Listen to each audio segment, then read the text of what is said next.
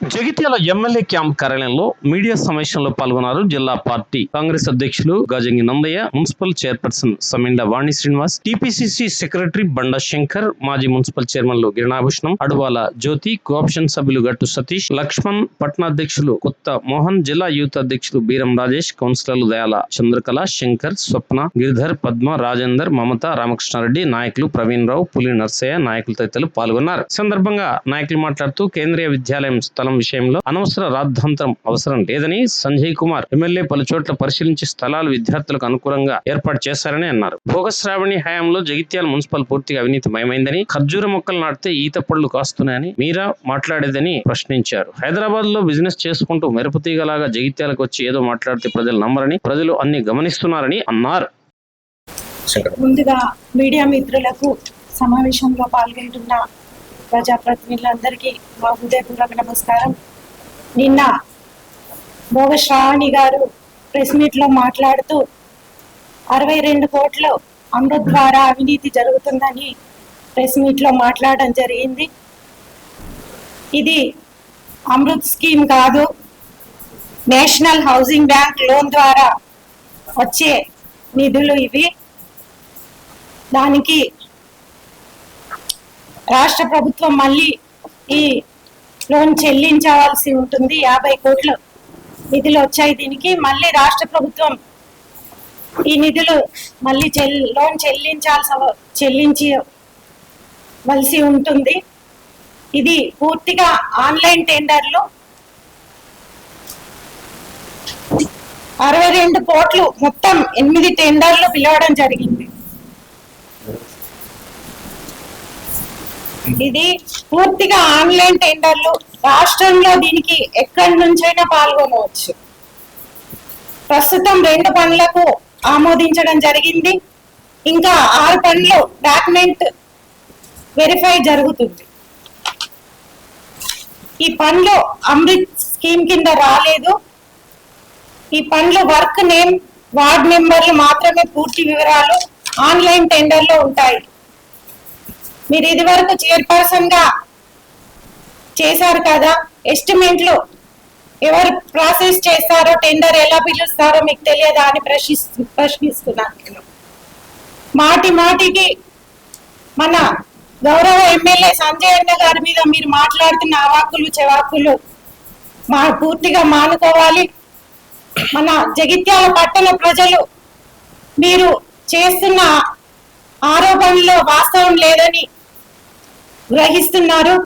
ఇక ముందైనా ఇలాంటి అబద్ధ మాటలు మాట్లాడకుండా ఉండాల్సిందిగా శ్రావణి గారికి మేము మా తరఫున హెచ్చరిస్తున్నాం. Thank you. అవినీతి గురించి మాట్లాడుతుంది.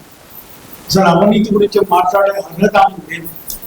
ఆమె చైర్మన్ గా, జగిత్యాల పట్టణ మున్సిపల్ చైర్మన్ గా చరిత్రలో ఆమెంత అవినీతి పరాలు. నేను అప్పుడు ఎన్నో సందర్భాలన్నా అప్పుడు మా నాయకుడు జీవన్ రెడ్డి గారి గురించి చెప్పింది. ప్రెస్ మీడియా కవర్ అయితే లేదు.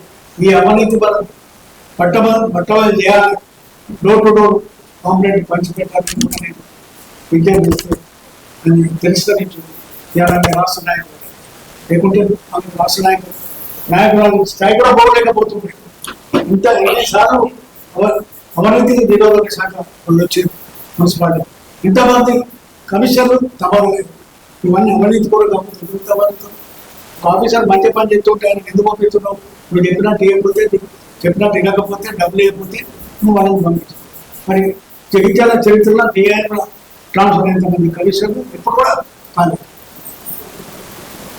చీటికి వాటికి ఖజూరా చెట్లను పెట్టడం, ఇప్పుడు తాటి చెట్లు, ఇంత చెట్లు అయినాయి. మరి ఇది ఎవరు జగిత్యాల ప్రజలు ఇవన్నీ గమనిస్తుంది.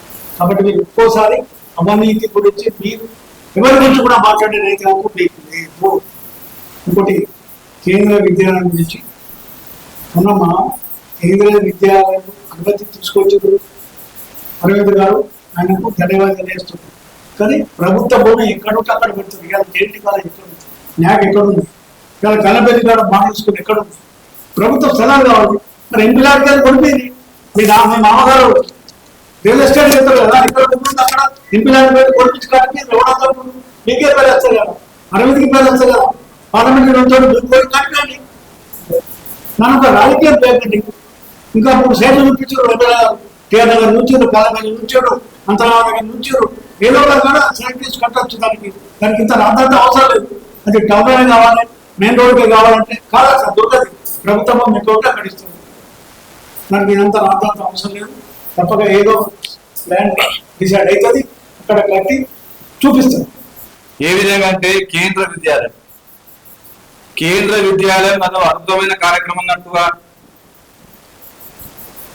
1963లో డిసెంబర్ 15న ఆనాటి కాంగ్రెస్ పార్టీ ప్రభుత్వం దేశవ్యాప్తంగా సిబిసిఎస్ఈ యొక్క ఆలోచనతో ఈ దేశంలో ఉన్నటువంటి పేద ప్రజలు కానీ నిరుద్యోగులు కానీ అందరికీ కూడా విద్యా సమాన అవకాశాలు కల్పించాలని ఆ రోజు కాంగ్రెస్ పార్టీ స్థాపించి దేశవ్యాప్తంగా.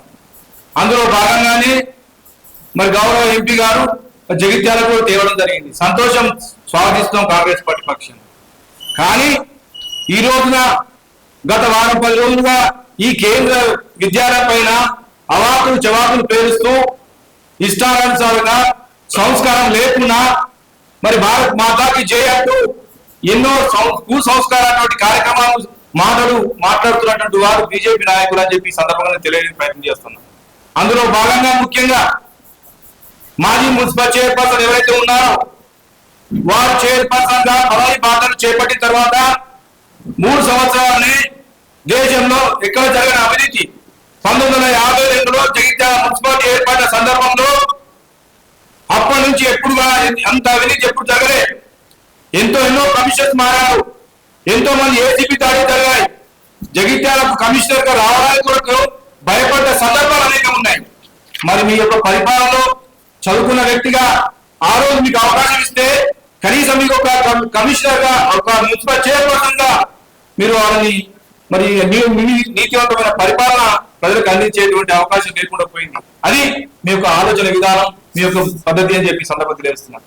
ఏదేమైనా చివరిగా గౌరవ స్థానిక శాసనసభ్యులు అన్న సంజయ్ కుమార్ గారు అభివృద్ధికి చిరునామా, పేద ప్రజలకు ఎంత కష్టం వచ్చినా నేనున్నా చెప్పినటువంటి వ్యక్తి నాయకుడు సంజయ్ కుమార్ గారు.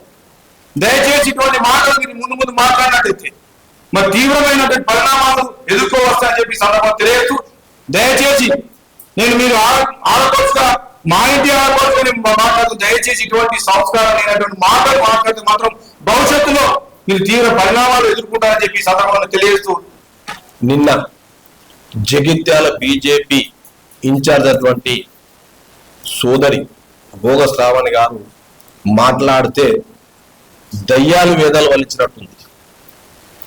అవినీతిలో కూరుకపోయిన మీరు నీతి గురించి మాట్లాడితే అసలు మాకేందో హాస్యాస్పదం అనిపిస్తుంది. చిన్న పిల్లలు చదువుకోవడానికి ఏదైతే కేంద్రీయ విద్యాలయం మీద తమరు మాట్లాడిందో ఆ విద్యాలయం అనేది ఎప్పుడు ప్రొసీడింగ్ వచ్చింది. పోయిన సంవత్సరము 1 సంవత్సరం వేస్ట్ అయింది. ఈ సంవత్సరం కూడా స్థానిక శాసనసభ్యులు జాగా ఇస్తలేరు. ఈ సంవత్సరం కూడా పిల్లలకు అన్యాయం జరుగుతుందని వేదాలు వల్లించిన మీరు ప్రొసీడింగ్ ఎప్పుడు వచ్చింది? గౌరవంగా 5/10/2025 వచ్చింది. దయచేసి గమనించాలి. ఇది ఎక్కడి నుంచి వెళ్ళింది? కేంద్రీయ విద్యా సదన్ ఢిల్లీ నుంచి వెళ్ళింది. 15 అక్టోబర్ 2025 నాడు మీరు ప్రొసీడింగ్ వెళ్తే మీరు మాట్లాడే పోయిన సంవత్సరము చదువుకున్న సిబిఎస్ సెలవులు, సిబిఎస్ సిలబస్ లో పిల్లగాళ్ళకి అవకాశం లేదని మాట్లాడుతుంటే చాలా విచిత్రంగా ఉన్నది. పాత్రికా సోదరులందరూ కూడా గమనించాల్సిన అవసరం ఉంది. ఎందుకంటే వారు నిన్న ఇవే ప్రొసీడింగ్ చూపించారు, కానీ పాత్రికా సోదరులు కూడా విఘ్నులు ఆలోచనతో ఉన్నారు. అయితే ఏదైతే కేంద్రీయ విద్యాలయం అనేది మీరు తీసుకొచ్చిండ్రో అక్టోబర్ 2025 అకాడమిక్ ఇయర్ అది కాదు, జూన్ నుంచి అకాడమిక్ ఇయర్ స్టార్ట్ అవుతుంది. అట్టి అకాడమిక్ ఇయర్ మీరు ప్రొసీడింగ్ కాపీ ఇచ్చేంత వరకే మీ పరిధి. దాంట్లో ఏ ప్లేస్ ఉంటుంది రాష్ట్ర ప్రభుత్వం నిర్ణయించుకుంటాం. కేంద్రీయ విద్యాలయము జగిత్యాలకు ఇచ్చిన మాట వాస్తవం, వెల్కమ్ ఇట్. అట్లాగే నవోదయ కూడా విద్యాలయం చేసిండ్రు, కొరుకులను పెట్టడం జరిగింది లాస్ట్ ఇయర్. అంతకంటే ముందు ప్రొసీడింగ్ కాబట్టి అది రన్నింగ్ లో ఉందని తమరు చెప్పారు, నిర్వహిస్తున్నాం. ప్రభుత్వం ద్వారా నిర్వహించినప్పుడు అది కూడా వెల్కమ్ ఇట్. కానీ మీరు ఇచ్చిన కేంద్రీయ విద్యాలయం ఇప్పుడు 26-27 అకాడమిక్ వరకు మీకు ప్రొసీడింగ్ ఇచ్చారు. 26-27 అకాడమిక్ ఇయర్ లోపల స్కూల్ స్టార్ట్ కావాల్సిన సంవత్సరం ఈ నెల వచ్చే నెల స్టార్ట్ అవుతుంది. అయితే ఎక్కడైనా ప్రొసీడింగ్ ఏమి ఇస్తారు? జగిత్యాల మీరు చలిగలని మెన్షన్ చేసుకుంటూ చలిగలని చలిగల ప్రభుత్వ భూమి లేదు. రాష్ట్ర ప్రభుత్వం ఏం చేస్తారు? రాష్ట్ర ప్రభుత్వంకు ఎక్కడైతే ప్రభుత్వ స్థలాలు ఉంటాయో అక్కడ మీకు కేటాయించే బాధ్యత రాష్ట్ర ప్రభుత్వం. దయచేసి ఇది కూడా మీరు ఆలోచించాల్సిన అవసరం ఉంది. మీకు తెలియాలని క్వశ్చన్ వేసుకుంటున్నాం. మోడల్ స్కూల్ ఎక్కడ ఉంది? మన ఏదైతే మనము జేఏపీ ఎక్కడ ఉంది? న్యాక్ ఎక్కడ ఉంది? ఎక్కడైతే ప్రభుత్వ స్థలాలు ఉంటాయో అక్కడ నిర్మించి పిల్లగాళ్లకు స్టూడెంట్లకు అందుబాటులో ఉండే విధంగా బోధన జరుగుతారని మీకు ఈ పత్రిక ముఖంగా మీకు చెప్తున్నాం.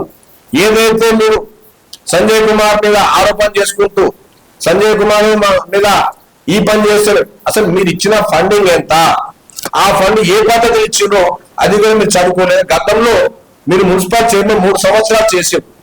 3 సంవత్సరాలు చేసినప్పుడు 3 సంవత్సరాల 13 మంది కమిషనర్ మారిన చరిత్ర అసలు నాకు తెలిసి భారతీయ చరిత్రలో మీ హయాంలో జరిగినంత అవినీతి కానీ ఈ ట్రాన్స్ఫర్ల కుంభకోణం కానీ ఎక్కడ జరగలేదని సభాముఖం మీ అందరికీ పత్రికా ముఖంగా జగిత్యాల పట్టణ ప్రజలకు జగిత్యాల ప్రజలకు తెలియజేసుకుంటున్నాం. 13 మంది కమిషనర్ మార్చిన చరిత్రే కాకుండా అవినీతిలో కూడకపోయిన చరిత్ర కూడా మీదే. అవినీతి అంటేనే కేర్ ఆఫ్ అడ్రస్ మీ ఇల్లు. ఆ స్థాయిలో ఉన్న మీరు నిజాయితీగా పనిచేసుకుంటూ అహర్నిశలు జనం కొరకు కష్టపడి అభివృద్ధి జరగాలంటే రాష్ట్రంలో కాంగ్రెస్ ప్రభుత్వం ఉన్నది. ప్రభుత్వంతో నేను కలిసి పనిచేస్తే అభివృద్ధి జరుగుతుంది. నాకు నియోజకవర్గం లోపల ఎన్నుకున్న ప్రజలు న్యాయం చేస్తారని పెద్దలు స్థానిక శాసనసభ్యులు సంజయ్ కుమార్ గారు కాంగ్రెస్ ప్రభుత్వం కలిసి పనిచేస్తుంటే ఆయనకే కళ్ళ కనబడతలేదా? కళ్ళ డాక్టర్ అంటే 1,00,000 మంది కళ్ళ ఆపరేషన్ చేసిన డాక్టర్ గొప్ప వైద్యుడు భారత చరిత్ర ఒక సంజయ్ కుమార్ అని చెప్ప తప్పదు. ప్రతిపక్షం అనేది కంపల్సరీ ఉండాలి. ప్రతిపక్షము రూలింగ్ గవర్నమెంట్ విమర్శనం చేయాలి. ఎప్పుడు రూలింగ్ గవర్నమెంట్ అనేది అభివృద్ధి చేసినప్పుడు ఎత్తి చూపే బాధ్యత ప్రతిపక్షంది.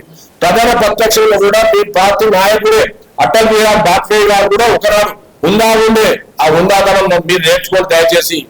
కావాలంటే వారు రాసుడు వాళ్ళ ఆత్మకథ రాసుడు ఆత్మకథ బుక్ తెప్పించుకొని చదవండి. గౌరవం అంటే ఏంది, ప్రతిపక్ష హోదా అంటే ఏంది అనేది మీకు తెలుస్తారమ్మా. దయచేసి ఇంకోసారి సంజయ్ కుమార్ గారిని వ్యక్తిగతంగా దూషణ చేస్తే మాత్రం మేము కాంగ్రెస్ పార్టీ కుటుంబ సభ్యులందరం కూడా మీ మెంబర్ తిరగబడతాం హెచ్చరిస్తున్నాం.